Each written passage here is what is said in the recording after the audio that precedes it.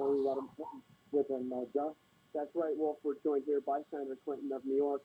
Senator Clinton, you've been on the other side of Pennsylvania Avenue when something like this has happened, of course, when our embassies were bombed around the world.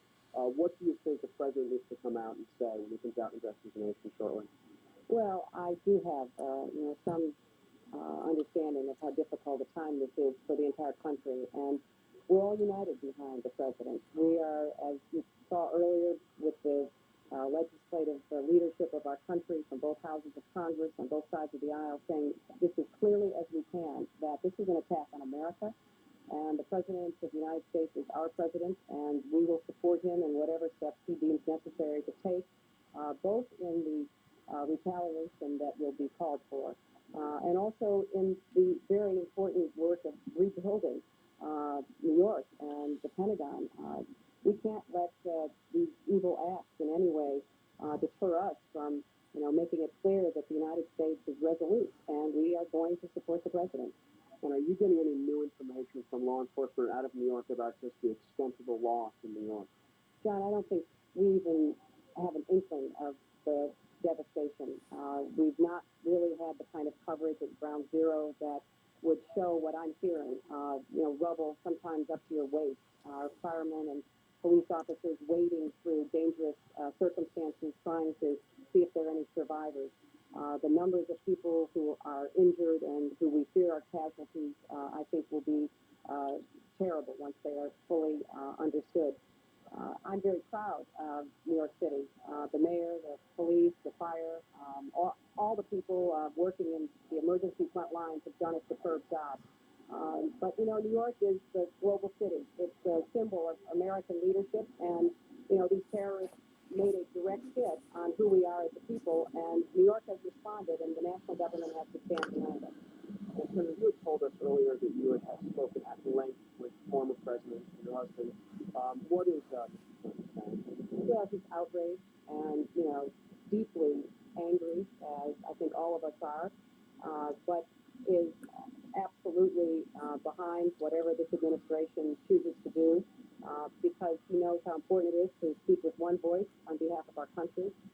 This is something that he and I believe strongly, having been on the other end of Pennsylvania Avenue. And let me say, too, that our country not only has to retaliate directly against those who perpetrated this attack, but we have to make it very clear that we cannot permit any state, any government, any institution or individual to pursue terrorist aims that are directed at the United States or any country with impunity.